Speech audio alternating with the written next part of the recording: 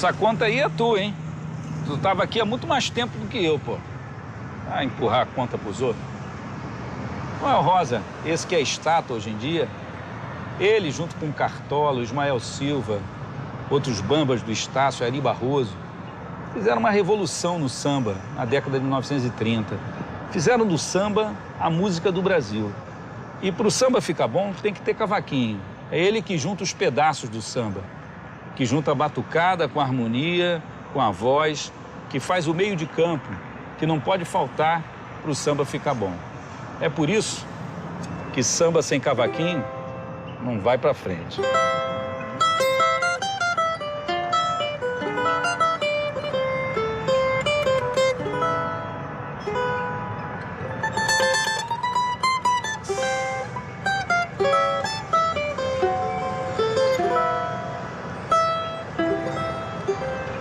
Gostou, né? Agora paga uma você aí, pô. E hoje em dia, quando por mim você passa, bebo mais uma cachaça com meu último tostão pra esquecer a desgraça. Tiro mais uma fumaça de um cigarro que filei de um ex-amigo que outrora sustentei.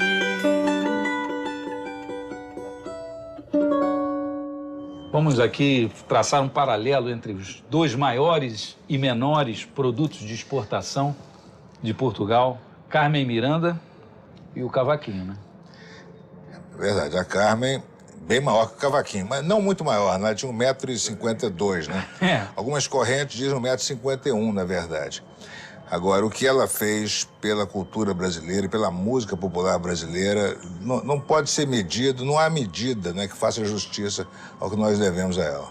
Pois é, o momento que ela apareceu, o momento que ela surgiu, perfeito para admitir-se uma liderança, uma pessoa que puxasse todo o aspecto do disco, do samba, trazendo, abrindo a casa para os sambistas, né? Ela surgiu exatamente no momento em que muitas coisas importantes estavam começando no Brasil. Uma delas, o rádio, né? Quer dizer, com o rádio ia se tornar... Ela surgiu em 29 e o rádio, a partir de 31, 32, quando Getúlio abriu para poder transmitir comerciais, né, anúncios comerciais, e com isso profissionalizou o rádio, ela, que já era a maior atração daquele rádio primitivo, se tornou a maior estrela disparado. Você imagina a quantidade de pessoas que não compraram aparelhos de rádio para ouvir a Carmen, né? E, não por último, a marchinha de carnaval, que também nós não conhecíamos a marchinha até então, como depois passamos a conhecê-la. E quando surgiu a marchinha com o Danella e em seguida com o Taí, estabeleceu-se aquela forma musical do qual a Carmen foi a grande divulgadora. Ou seja, ela inventou tudo. E ela tinha ela teve o tempo todo um grupo, né, acompanhando ali aliás, ela, não só ela, como tem naquele filme Alô, Alô, Carnaval, tem uma cena maravilhosa da Aurora, né, com o regional do Benedito Lacerda, né, que é uma cena em que a gente sente ali o frescor daquela novidade, do acompanhamento de samba, daquele jeito do samba batucado, né? Tem até o bide lá de Cuíca. E é uma coisa assim que você... Caramba, os caras estavam descobrindo aquilo ali. É aquela coisa que tá nascendo, tem uma força incrível. Exatamente. Ela pegou o começo das coisas, e eu tenho certeza que as coisas se desenvolveram tão rapidamente como se desenvolveram porque havia uma pessoa como ela. Como é que foi a história da Carmen cantando o Delicado naquele último programa de televisão que ela fez? Foi um programa com o Jimmy Durante, né? Foi filmado, naquela época não se gravava, se filmava, era feito com filme de cinema. No dia 4 de agosto de 55, né? É um número musical de uma violência, né? De um vigor, um dinamismo impressionante. E se tornou dramático, porque ela teve ali, né, durante aquela filmagem, ela teve já o seu primeiro infarte, né? Essa cena é muito conhecida, muito repetida. A perna, ela está dançando, né, juntamente com o Jimmy Durante, a perna dobra, ela dá aquela caída, se levanta imediatamente, sem fôlego, né? Faz uma brincadeira. E o Jimmy Durante não entende direito o que está acontecendo, ele também brinca, mas ele não estava sabendo. Aí ela se recupera e ela termina um número brilhantemente e se despede da Câmara e da plateia, né? De frente para a Câmara, andando de costas, né? Se despedindo. E era sem saber que estava se despedindo do mundo, na verdade, porque ela morreria menos de 12 horas depois, né?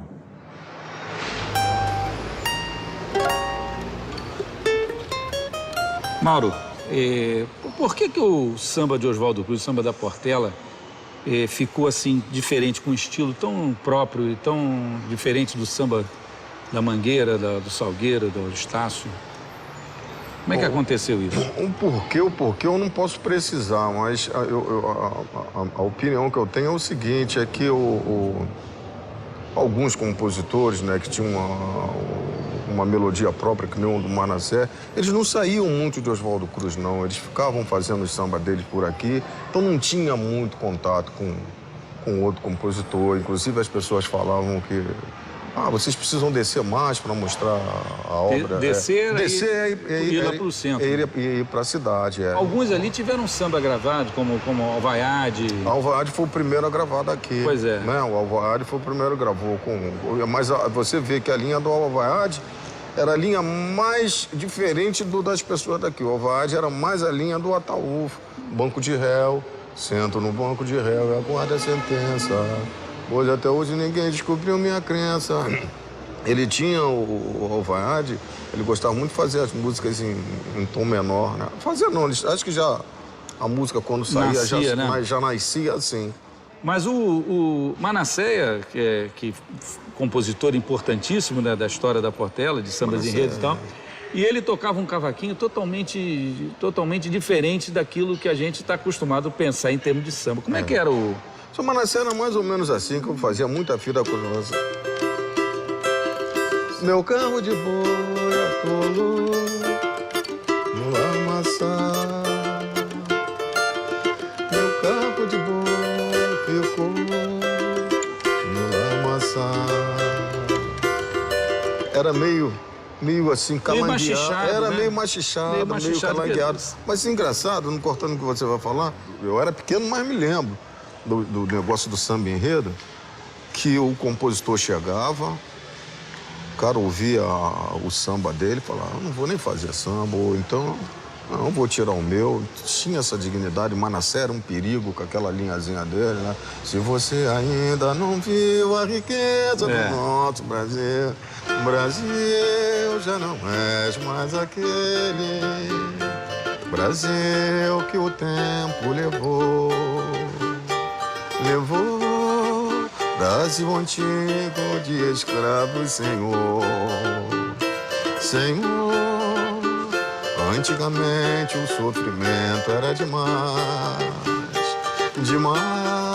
tronco e pelourinho não existe mais. Você vê o lirismo, samba enredo, né? Foi samba enredo da Portela. Se eu não me engano, foi 50 ou 51, 52, o negócio dele. Foi na época que ele chegou... Ganhou tudo durante anos e anos. Os caras chegavam e Manassé. Mas você que cresceu, né, aqui na área, vendo esses caras tocar cavaquinho e cantar esses sambas lindos, né? Uma escola e tanto, né? Isso foi uma dádiva pra mim, né? Porque, na realidade, eu fui mascote da velha guarda da Portela. Com quantos anos você começou a tocar com eles? Comecei a tocar com ele, já tinha uns 20 anos, mais ou menos, de idade. Você entrou direto na velha guarda? Entrei direto na velha guarda. E nessa época o cavaquinho já era Osmar? Nessa época o cavaquinho já era Osmar. Osmar. E Osmar foi um... Osmar foi um mestre meu. Na realidade foi o meu mestre porque... Não que o Osmar aqui parasse para me ensinar, porque foi a primeira pessoa que eu vi tocando o cavaquinho. Foi o Osmar. Eu me lembro que o Osmar só solava com os 2 dedos. Só tinha... Ele solava doce de coco com 2 dedos. Eu ficava... Então, aquilo ali eu fui me influenciando. Tanto que a minha palhetada era... Quando eu comecei a tocar, era muito parecida com... Osmar, Mas bons tempos. e esse estilo, né, acaba sendo o estilo também daquilo que te dando essa facilidade por exemplo, de compor de parceria com seu pai, né? Na realidade... Até pegando coisa antiga, né, dele, né?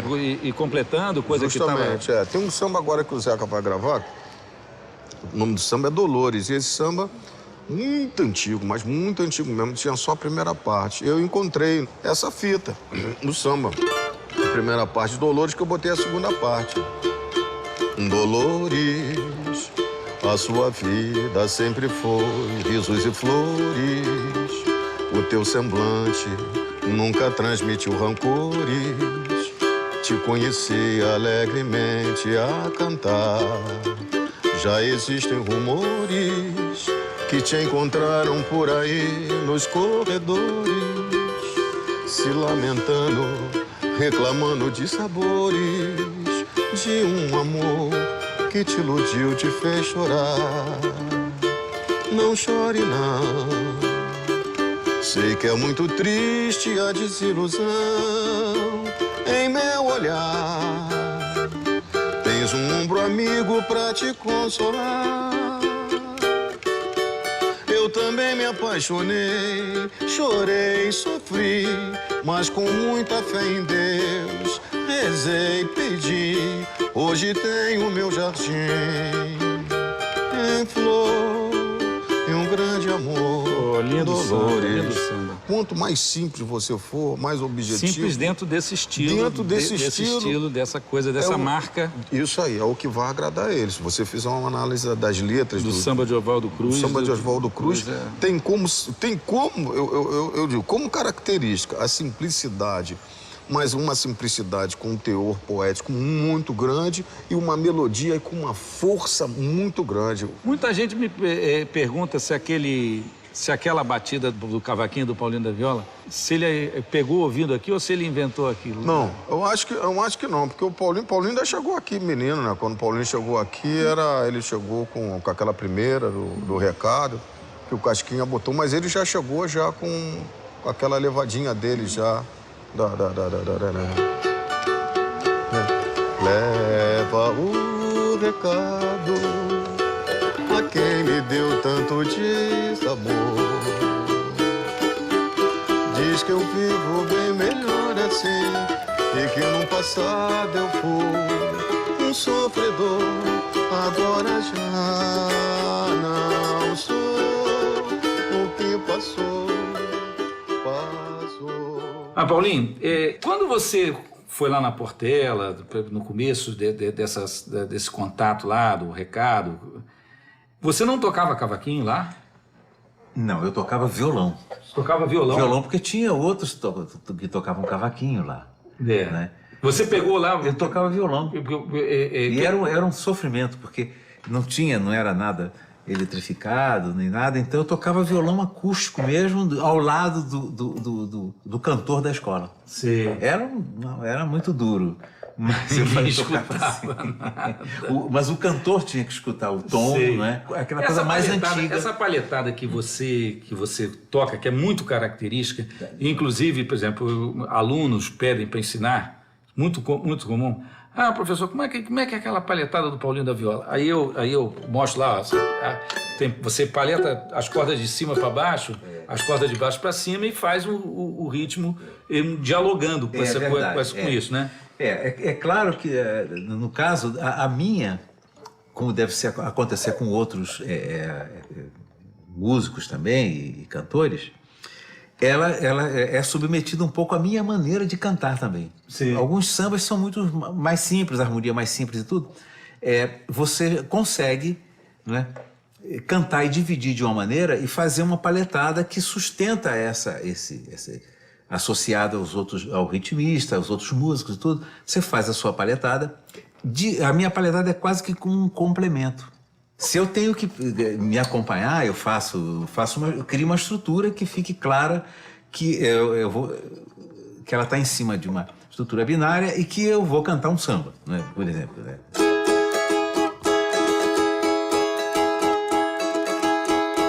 Isso aí é uma forma única. em segredo teus planos, parte sem dizer adeus, nem lembra dos meus desenganos, fere quem tudo perdeu, a coração leviano não sabe o que fez do... O Jair do Cavaquinho, ele não tocava desse jeito de palhetada. A palhetada dele era diferente. Não, era um pouquinho diferente e era uma palhetada...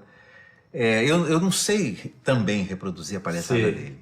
Porque era um jeito dele. Pois é, era muito simples, mas era um jeito dele. Manassé já tinha uma outro jeito. Eu me lembro que o Manassé... Era uma coisa mais arrastada. Era mais arrastada, Sabe por quê? Porque ainda é uma influência do samba mais amachichado, sabe? Porque o samba lá dos fundadores lá da Portela, o negócio era bem... Eles eram bem do machixe mesmo, né? Era uma coisa mais amachichada. Pois é. E a gente tava falando... Essa influência era muito forte. A Portela não tinha samba, né? Foi o pessoal do Estácio que levou o samba para lá, né? E tem uma coisa que a gente já conversou com alunos e professores e cavaquinistas de várias gerações. Cavaquinho tem que estar tocando todo dia, por causa do calo. Não é só isso. Ele é um instrumento que ele, não, na verdade, não oferece tanto recurso assim, né? Quando aparece músico assim como você, o Valdir e alguns outros, né? Tem a turma de 5 cordas, né? E que afina também a primeira corda em Mi, não é? E isso facilita muito, você tem uma extensão maior, isso facilita muito, não é? O solista, né? Agora, essa afinação, Ré, Sol, Si, Ré, ela não oferece tanto recurso assim, é muito extensão muito pequena, né? Tem coisas que você tem que fazer uma oitava acima, às vezes. Eu fiz um disco todo de pixinguinha, né? E você sabe o que é uma coisa, dá um trabalho danado. Mas esse instrumento, o curioso que a gente conta aqui, que já mostramos, que apesar de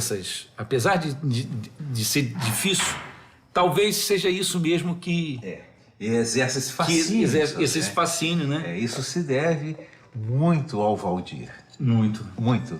Porque eu vi, a coisa que eu mais vi, eu não tocava cavaquinho, entendeu? Não pegava, meu instrumento era o violão. Eu viajava muito, como falei. Eu vi muitos cavaquinistas, sabe, influenciados pelo Valdir. Pois você conheceu também bastante, tocando bem, o Jonas, né? O Jonas era uma maravilha. Alguns cavaquinhos, eles não têm... Você pega uma nota muito aguda, né? Ela é muito breve e não tem sustentação, né? E o Jonas, às vezes, rapaz, você sentia que ele fazia um vibrato numa nota assim mais aguda e também quando ele pegava, algumas vezes ele pegava assim, ele pegava o vibrato com a nota e colocava no teu ouvido, isso no meio do solo. Ele estava fazendo um solo, aí ele tocava e pegava aquela nota com cavaquinho e tudo assim, botava para você ouvir. E você ouvia perfeitamente aquele vibrato que ele fazia com a delicadeza assim. O cavaquinho respondia de uma maneira diferente, né? Quando você faz claro, qualquer instrumento, mas especialmente no cavaquinho, uma passagem mais rápida, você não tem isso, né? Você tem nas melodias mais lentas, notas mais longas, né? Essa possibilidade. Mas o Jonas era um mestre nisso, rapaz. O som, isso que muitas vezes caracteriza, faz a diferença de um instrumentista para outro, né? É essa pegada.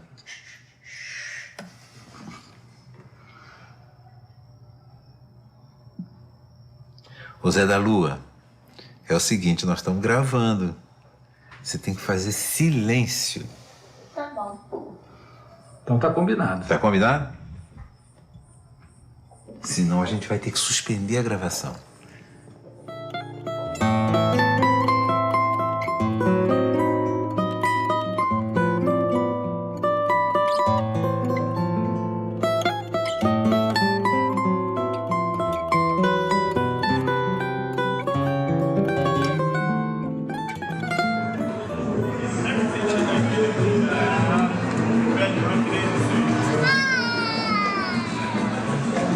Você participou muito ativamente daquela onda que rolou no samba na metade da década de 1980. Do pagode. Do pagode, chamado pagode. Porque o pagode não é pagode coisa não. Pagode é a festa. É samba. É o samba, é claro. O Zeca. Você tocava com quem naquela época? O Zeca Pagodinho. Com o Zeca? Toquei com o Zeca, toquei com o Almir. Toquei com o Zeca. Eu toquei com o Pedrinho da Flor, eu tocava surdo, porra. No conjunto do Almir Neto, ele tocava comigo. Porra. Essa importância do cavaquinho na escola de samba, como é que é essa emoção pro cara que tá tocando?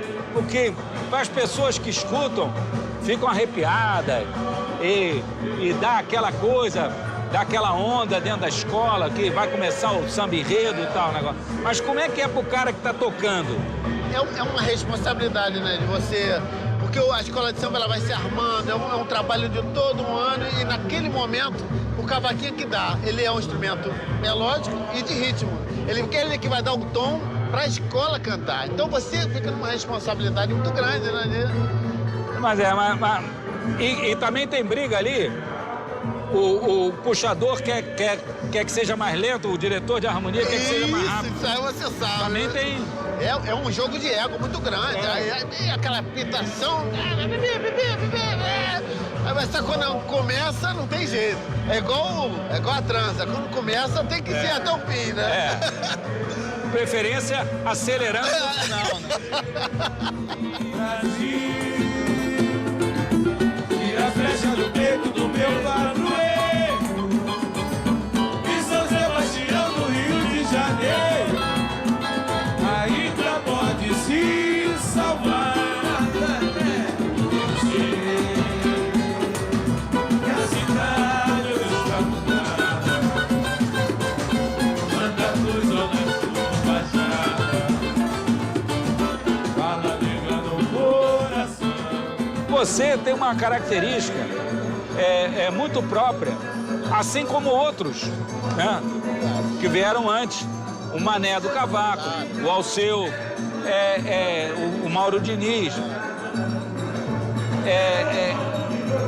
Como é que nasce uma palheta? Como é que nasce um estilo desse de palhetada?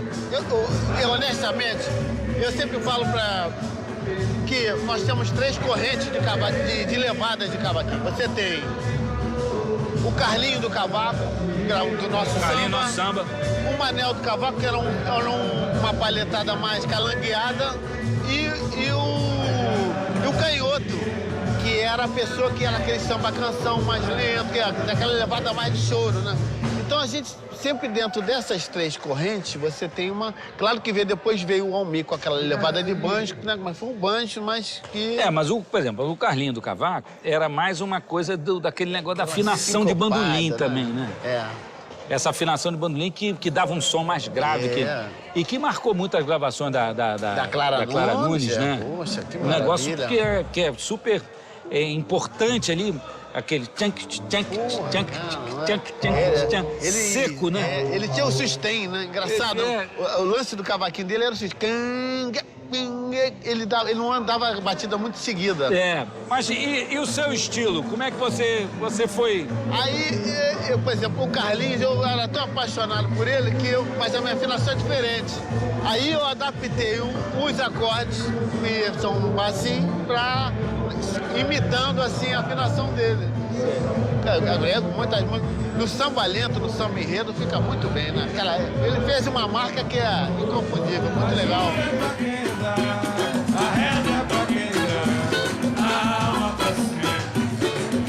Maré muda com o ar, maré muda com o ar. Futuro é pra quem lembrar, é isso que o pai ensinou. Olha aí, acabou meu pai, acabou meu pai, acabou meu pai. Olha, Paulinho Moreira, acabou meu pai, acabou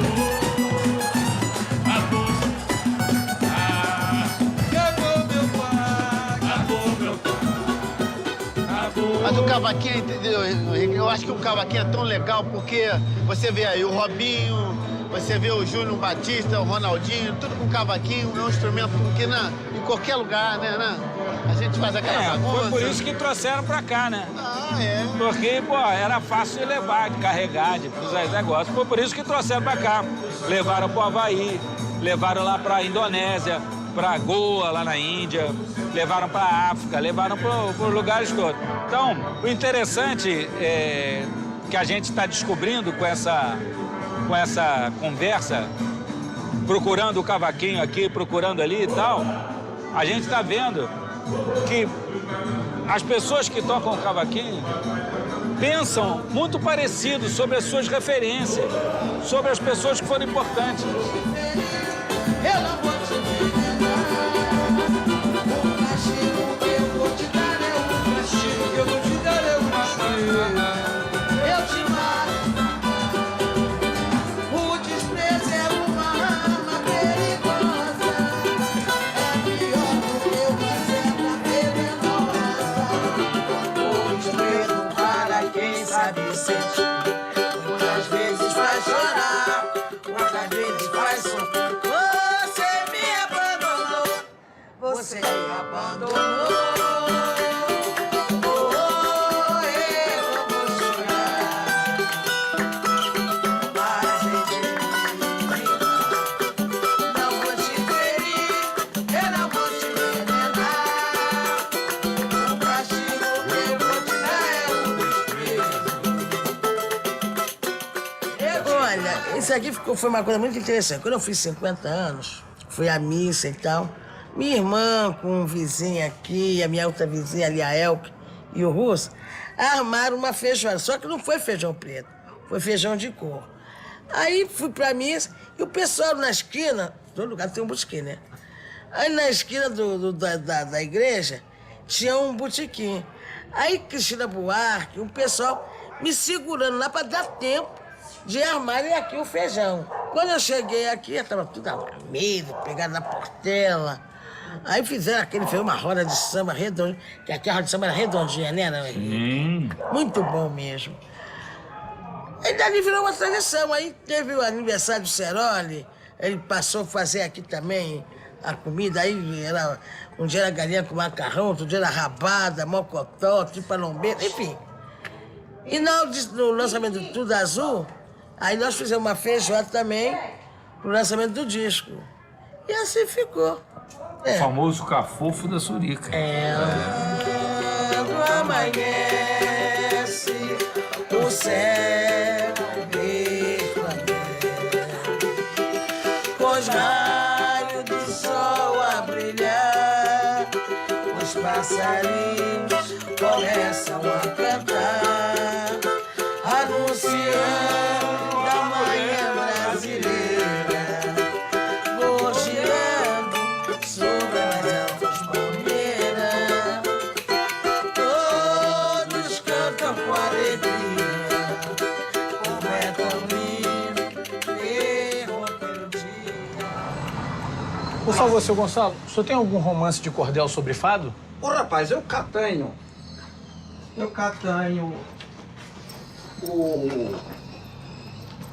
o fado em cordel. Maravilha. Tá ótimo. Obrigado, seu Gonçalo. Ah, valeu. Obrigado a vocês. Obrigado, uma boa tarde. Boa tarde.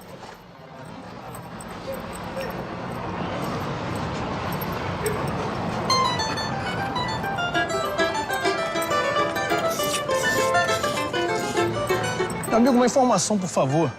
Sabe onde fica a ladeira do Meireles? Vindo aqui, vai por cima, a segunda rua descendo, ela fica à direita. Tá ótimo, obrigado, hein?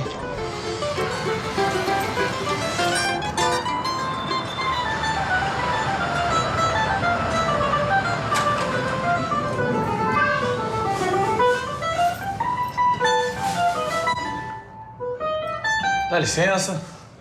E aí? Fala, Henrique, tudo bem? E aí, Alessandro? Como é que vai? Agora, Fala aí, Terça, tudo bem? Legal. novo, né? Novo dono de um cavaquinho. É, a honra de ter um instrumento.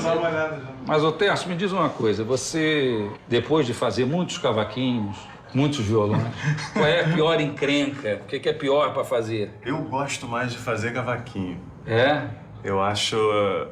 A gente sempre conversou disso, né? É um instrumento que dá mais problema. É um instrumento... Você gosta de problema, então? Bandolim, cavaquinho, né? Bota aqui 1 milímetro mais para cá, 1 milímetro mais para lá. Isso aqui dá uma diferença no resultado que o violão, as diferenças são menos sensíveis, não é isso? O cavaquinho é um instrumento muito sensível. É muito sensível. Qualquer coisinha dá uma diferença danada. Até muita gente acha que, por exemplo, que o fundo, a lateral, não influencia tanto, né? Influencia totalmente. Mas no caso do cavaquinho, influencia muito mais do que do violão. Pelo fato de ter menos material, o que tem se torna muito importante, né? O tamanho do leque, né? A altura do leque, Qualquer coisa que se altere modifica totalmente. Quer ver? Pega aquele leque, pega aquele tampo que ele tá fazendo um tampo lá. Tem os harmônicos. Tem harmônica aqui, né? Segura assim, ó. Segura só com o dedo aqui. Ah, isso aí... Aí deve pintar bem mais. Mas o que você achou no cavaquinho? Quando você foi construir cavaquinho, quando você ouve o cavaquinho, o que você acha? O que você encontra ali? O que aquela voz te diz? Eu acho que o que mudou, que eu sinto que mudou no meu trabalho, depois do cavaquinho, acho que foi o jeito de tratar a madeira. Porque o violão, que antes eu só fazia violão, até você me procurar e me propor fazer uma troca de um tampo, de um bandolim, de um cavaquinho teu. Tem 11 anos isso. Tem 11 anos. E o violão tem uma espessura grande, é mais fácil você trabalhar, é mais fácil corrigir um erro, né? O cavaquinho é um instrumento em que você não pode errar na construção, ele não te permite essa correção. Tá no limite. É muito mais no limite do que um violão. Acho que é isso mesmo. Você trabalha muito mais no limite mesmo. O cavaquinho você tem que arriscar muito para ele dar certo, para ele funcionar. Se você for trabalhar com medo dele empenar, dele quebrar, ele pode até não quebrar e não empenar, mas ele também não vai ter som. Ele não vai ter som. Vamos botar aqui o tataravô e o neto aqui, um do lado do outro, né? Mudou bastante, né? Mudou muita coisa. E esse cavaquinho aqui, se você olhar aquele modelo canhoto, que o canhoto do cavaquinho usava aquele cavaquinho magrinho assim. Exatamente. E esse cavaquinho também não tem leque, né? Certamente não tem. Muito provável que não. Na verdade, aquele modelo de canhoto é muito parecido com esse cavaquinho lá do Minho, lá do norte de Portugal. Ele tem um reforço na boca aqui embaixo, quase como uma travessa grande, mas nem um leque mesmo. Pois é, se você medir, você vê que as dimensões são parecidas. São parecidas, tem razão. São parecidas. Tem razão. Então, na verdade, embora a gente ache que pelo fato do som, eu não sei tocar isso, tá tudo desafinado, mas pelo fato do som ser tão diferente, a gente fica achando que a distância entre uma coisa e outra é maior do que é mesmo. E você estava dizendo que isso aqui lembra alaúde? O alaúde ele tinha esse tipo de construção. O braço, a escala era embutida no instrumento, ele tinha o mesmo nível do tampo. Pois uma característica de instrumentos delicados, de instrumentos suaves. Depois que o instrumento ficou mais rígido, mais forte de se tocar, a escala dele saltou. Sim. Ele é diferente de simplesmente uma escala rasa, que acaba aqui, né? Na verdade, é uma escala que avança, mas ela é embutida ela é no embutida no tampo. Até porque você toca com o dedo. Né? Para fazer aquele rasgueado, aquele negócio. Facilita, assim, né? Você vê que as diferenças grandes que eu vejo, assim, né, entre os instrumentos. O formato é muito semelhante, ele só cresceu, né? O instrumento que cresceu. Parece que o distanciamento entre as cordas também ele diminuiu, houve uma mudança talvez para facilitar o solo, né? Olha o meu cavaquinho. Olha lá. Então, agora que você apanhou o cavaquinho, vamos tocar o apanhete cavaquinho aqui para ele. Olha lá.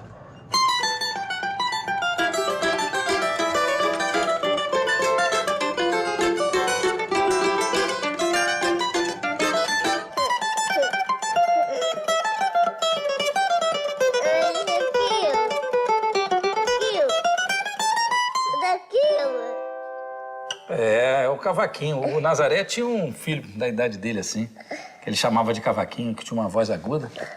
E a gente saiu lá do Brasil para encontrar o cavaquinho. Este não é cavaquinho, é baterista. É baterista? Baterista. Ah. E violinista também. Se bem que às vezes andai com um cavaquinho às costas e... Quando for na hora de tocar, né, na tuna, vai tocar cavaquinho. Mas, Fernando, o primeiro instrumento que você construiu foi cavaquinho, né? Sim, o primeiro instrumento que eu fiz um cavaquinho e fiz-o com outra intenção que não fosse, sem outra intenção que não fosse ter o meu próprio instrumento. Eu estudava violino, na altura havia um grande boom à volta do instrumento, do cavaquinho. O Júlio Pereira tinha lançado o seu disco sobre o cavaquinho, mas até à altura até era corrente achar-se um pouco parolo tocar-se o cavaquinho, mas de facto quando o Júlio Pereira aparece a tocar daquela forma, muitos jovens, eu na altura também era um jovem, mais jovem, também queria tocar cavaquinho como ele, e lá ouvindo os discos, apanhei a técnica e tocava aqui no agrupamento da Associação Académica, que era o GEFAC, um cavaquinho que me tinham oferecido, que tinha sido feito no norte de Portugal, mas que desafinava completamente e era muito tosco. E como eu tinha muita habilidade de mão, porque na altura fazia artesanato, fui aí a uma serração, arranjei umas madeiras, com aquelas noções que eu tinha lido dos manuais sobre construções do século XVI e XVII, fiz um cavaquinho. E o cavaquinho saiu muito bem e aí os meus amigos começaram a pedir cavaquinhos e eu, às tantas, eu vivia no quarto de uma república, na Trofécopos, no meu quarto estava a fazer 5 cavaquinhos aí para os meus amigos. Esse instrumento também... Este instrumento surgiu mais tarde, nos anos 90, na sequência dessa minha ideia de refazer todos os instrumentos portugueses e torná-los instrumentos de concerto, mas este, no caso particular, é um instrumento que já estava extinto. Toca um bocadinho.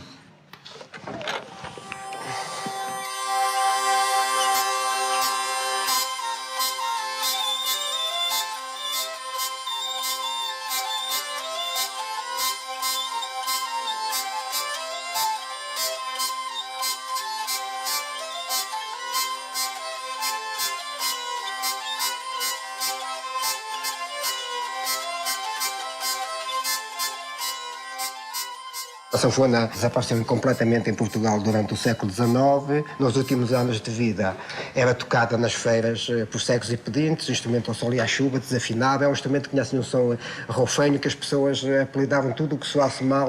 Era um termo pejorativo, sanfona era um termo pejorativo. Quando uma criança era muito chata e chorava muito, e cala-me essa sanfona. E as pessoas não percebiam muito bem o que é que eu estava a fazer, mas eu já sabia muito bem. E comecei a planear, a fazer desenhos e em 1990 tinha a minha primeira sanfona feita. Você não usa leque, mas usa esse reforço no meio do tampo. O cavaquinho é um instrumento tão pequeno que não precisa de leque, porque estes instrumentos funcionam quando um altifalante, por um movimento de vai e vem, a pressão do cavalete faz um vai e vem no tempo. É diferente do cavaquinho brasileiro, né? Sim, é um pouco diferente, como tem tem 3 leques. Uma área de caixa maior, porque também a função do leque também é reforçar um pouco a pressão do cavalete. Exatamente, para não haver... Como o tampo é muito fino, se não tiver nada que sustente essa pressão, o instrumento descolar. Pois é. O cavalete poderia arrancar o tampo. Mas você sabe que no Brasil, até a década de 1950, o cavaquinho que era usado para acompanhamento, o chamado modelo canhoto, foi o cara mais famoso de acompanhamento de cavaquinho, né? Dos primeiros regionais do rádio. O cavaquinho modelo canhoto não tem leque. É ainda um parente bem próximo daqui do cavaquinho. Se queres que te diga, da experiência que eu tenho, os instrumentos mais simples, por dentro e por fora, são os que são o melhor. E eu penso que todos os leques, também na guitarra clássica e na guitarra portuguesa, aparecem por uma questão muito simples. A partir de determinada altura deixaram-se de usar os materiais naturais e passaram-se a usar materiais sintéticos, como colas sintéticas, e isso tornou com que os instrumentos fossem menos sonoros, porque uma cola sintética cria uma camada tipo borracha entre as colagens e é tipo isola a vibração. E então tiveram que se procurar outras formas e outros artifícios para superar isso. E eu, da minha experiência que tenho, acho que todos esses artifícios que se usam, leques assim, cruzamento, tudo isso tem a ver mais com essa questão. Necessidade de reconquistar o som, né? Reconquistar o som que perdeu com o uso de materiais interessante, naturais. uma ideia que eu nunca tinha pensado, mas tem a ver mesmo.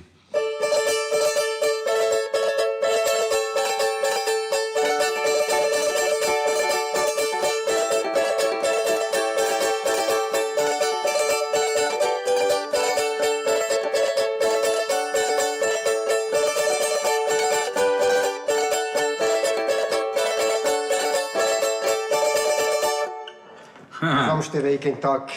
Ah, é? Como deve ser o Amadeu, deve estar a chegar. O Amadeu está chegando por aí, eu já ouvi falar desse Amadeu. Diz que Ele é grande mestre, é grande tocador de cavaquinho. Aprendeu aqui na minha oficina com os meus instrumentos. Soube que ele está ali nos copos, mas já está vindo.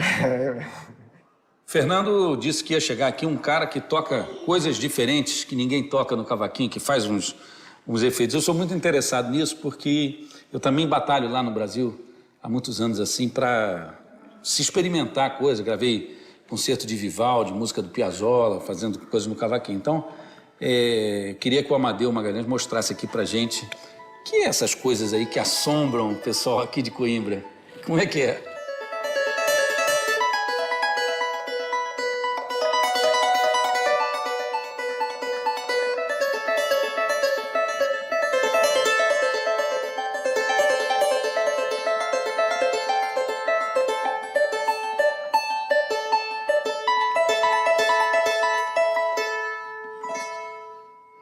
Pô, que som, hein?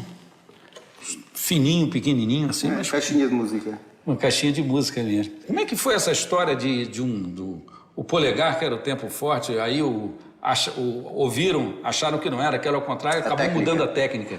O Júlio Pereira, por volta de 82, fez um disco chamado O Cavaquinho.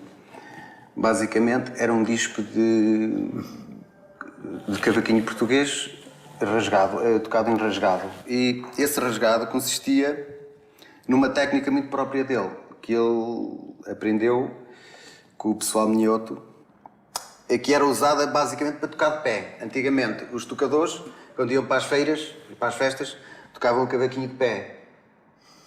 E para tocarem de pé, dava muito mais jeito agarrar no cavaquinho, nesta posição, nesta zona, do que assim. Ou seja, eles provavelmente não iriam tocar o cavaquinho, atacar as notas com o indicador para baixo, nunca. Seria com o polegar para baixo que dava mais jeito. Pronto, e então tocavam com o polegar dobrado, para cima e para baixo, e para fazerem o rasgado, utilizavam o indicador para cima também. Pronto, lá estava a teca. Aqui, o pessoal é mais preguiçoso, não precisa de andar nas feiras nem nada, então pode tocar sentado. Então sentado dá mais jeito, muito mais jeito numa posição tipo guitarra clássica. Sim. Cavaquinho em cima da perna direita, está seguro.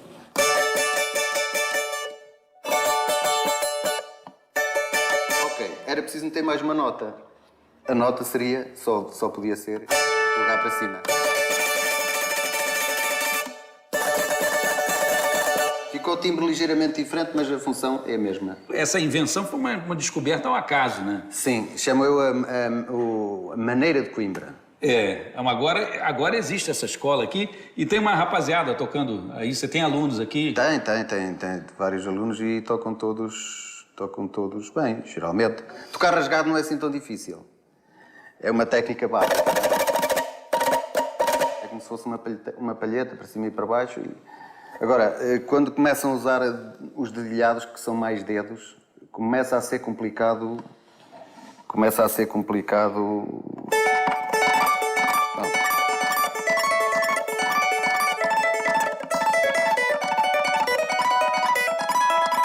Pronto.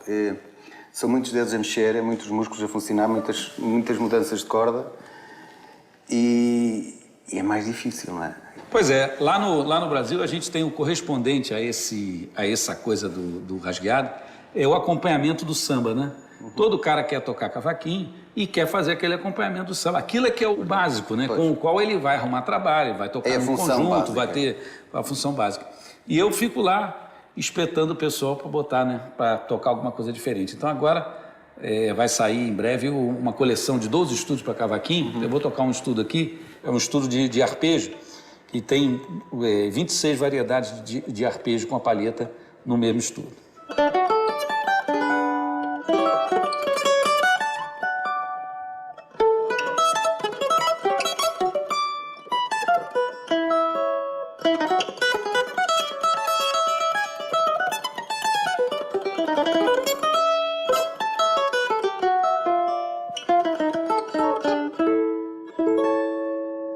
Pois Pois é, aí a gente vai... É engraçado, é tão diferente, não é, daqui. Posso medir a escala? Pode. Porque eu tenho uma teoria. E aí não falha. É igual. Todos os cavaquinhos têm a mesma escala, só o corpo é que é diferente. Mas vamos tocar alguma coisa aí para Pode ser... celebrar esse encontro. O alecrim.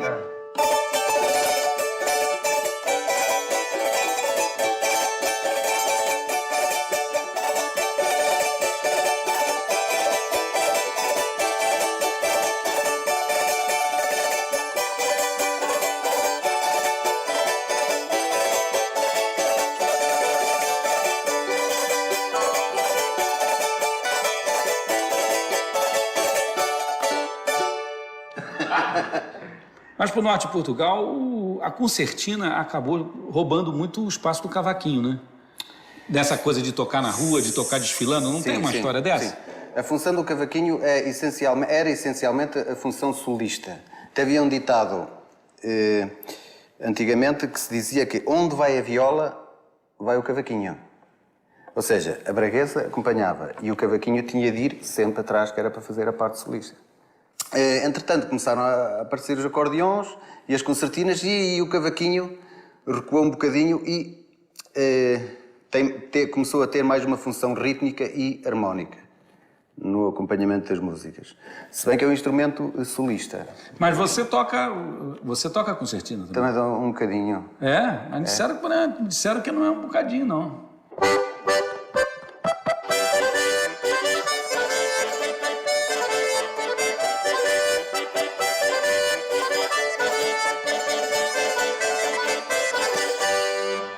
Isto é um vira tradicional. Se formos aqui para a zona da Lausanne...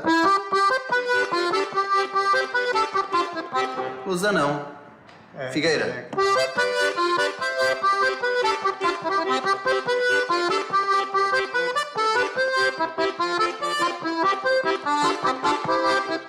Isso aí é um forró, é igualzinho o forró lá do Brasil. Né? A gente fica imaginando que precisa gostar muito de música, muito de fazer instrumento, para ter esses detalhezinhos, né?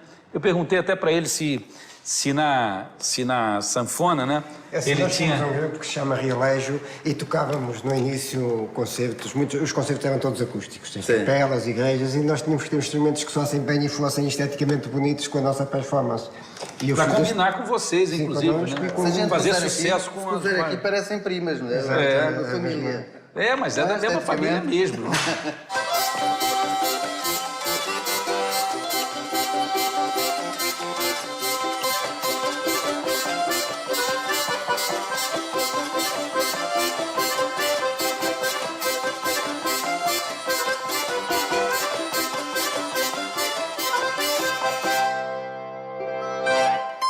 É engraçado, não é?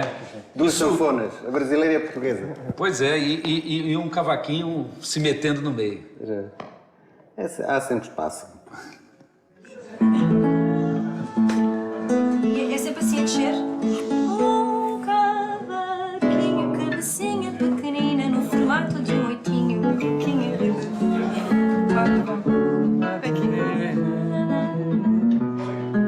Depois também, como é que é a música? Vamos imaginar que o pai dele, Cavaquinho de Braga, nasceu mesmo em Braga e que, por ser tão pequenino, que é muito mais pequenino do que este, como tu sabes, por ser tão transportável, vai parar à América do Sul num determinado sítio que se chama Hawaii. E estava-te a dizer que hoje ainda há descendentes dessa família de construtores. Aquele instrumento, digamos, com o mesmo tamanho, que já não é o mesmo, porque na América do Sul adquire cordas de nylon, como sabes, o tampo deixa de ser assim, como está aqui, e ainda no cavaquinho inicial, é o prolongamento do tampo. Sim, escala rasa. O que permite uma técnica completamente diferente destas. Isto é como se fosse uma guitarra, uma viola em miniatura, não é?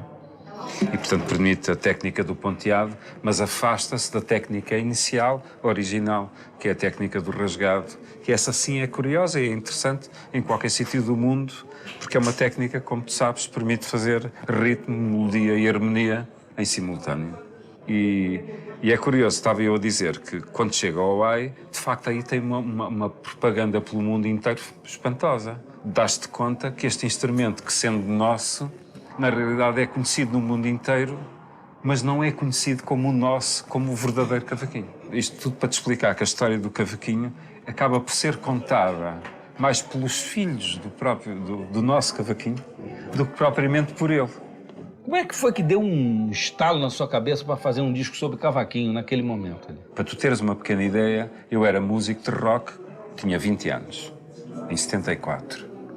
Mas como era multi-instrumentista, o que quer dizer que eu tinha sensibilidade para instrumentos de corda, fossem eles quais fossem, tinha facilidade, coisa que tu sabes o que é, facilidade em aprender. Isso quer dizer que na década, imediatamente a seguir à Revolução, essa década seguinte, todos os cantautores, os compositores importantes do meu país, convidavam-me para tocar nos discos deles. E eu vivi toda essa década. Claro que, sendo multi-instrumentista, apercebes-te que um dia vou a passear com o Pedro Caldeira Cabral e encontramos um cavaquinho numa loja de instrumentos, aquilo custava 900 escudos e comprámos. Ele tinha estado em Braga, começou-me a explicar como é que se tocava a técnica do rasgado e eu achei graça, comecei a tocar. Nessa altura eu tocava com José Afonso e o José Afonso necessitava para um determinado tema que ele tinha feito para a peça Peregrinação, precisava do som de cavaquinho. E eu, claro, toquei. E aí começo a tocar com José Afonso até nos concertos na Europa. Ele pedia-me para tocar um bocado esse tema. Bom, já estás a perceber tudo isto. Como músico, deu-me... o instrumento interessou-me, até pela sua história, o suficiente para fazer um disco. E é evidente, quando fiz o disco, interessou-me também a história. Portanto, começo a visitar o Minho, começo a visitar os construtores, quem tocava, etc. E daí tu conheceres aquele historial documental, digamos, sobre o instrumento que existe nesse disco. O cavaquinho até então era tocado de uma maneira rudimentar por pessoas que eram populares, não eram músicos profissionais, eram pessoas que tinham outras profissões e que à noite se divertiam com os amigos e tocavam. Portanto, eu sou o único, digamos, o primeiro músico profissional que agarra nesse instrumento e o estuda já sob um ponto de vista deformado, não é? A chamada deformação profissional, não é? Pois é, isso foi muito importante para muitas pessoas, gerações de cavaquinistas aqui. A gente, tanto no Minho quanto no Coimbra, a gente verificou que as pessoas vão tocar cavaquinho porque ouviram o seu disco. Mas eu creio que esse disco tinha algo mais que ver com o facto de eu estar a tocar cavaquinho. É que era mais um disco de uma maneira diferente de tocar música tradicional. Exatamente. A música tradicional. Ou seja, na realidade estávamos a dar os primeiros passos neste país para só ouvir outra música que não fosse o fado. Mas a gente veio aqui no Clube do Fado sequestrar, né, uma fadista para cantar um apanhete de cavaquinho. Vai lá, Cuca.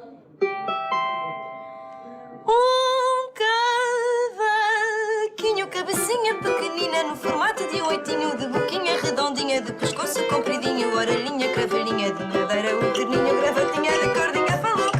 Eu sou mudinho, tenho 4 cordazinhas, mas dou vida ao chorinho. Sou um molho do sambinha, sou pandeiro, cuidadinho, toma atento ao flautinho. Sou piano, diga ao pinho, o cavaquinho já chegou. É uma pequena contribuição modesta. Bom, você consegue respirar aqui. Não se pode. Vocês pedem coisas aos fadistas. Vocês estão-se a passar, não? Está giro. Vocês estão-se a passar. Nós somos um povo calmo, pacífico, emocional, emotivo. Corta as veias, sofre-se muito. E vocês estão a pedir umas coisas cheias de... Só com alegria.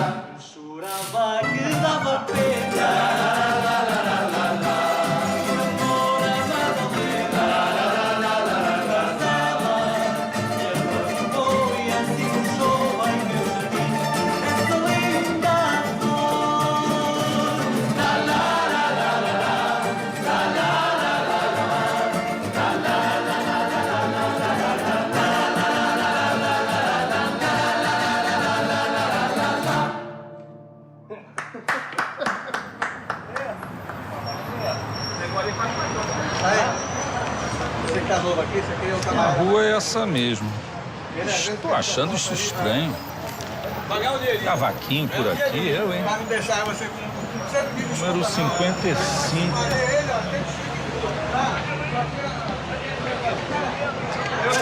Será possível? Acho que o cara era surdo. Eu perguntei pelo cavaquinho, o cara me mandou num lugar de cavaquinha. Bem, dane-se. Vou comprar uns cavaquinhos e vou caprichar lá pra mais tarde. Opa, tem cavaquinho aí?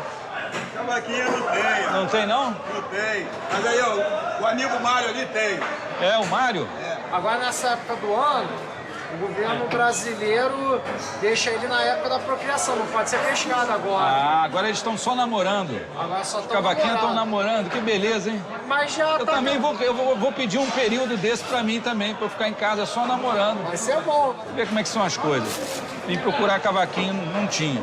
Cavaquinho também não tem. Assim não dá pra fazer nem piada, pô.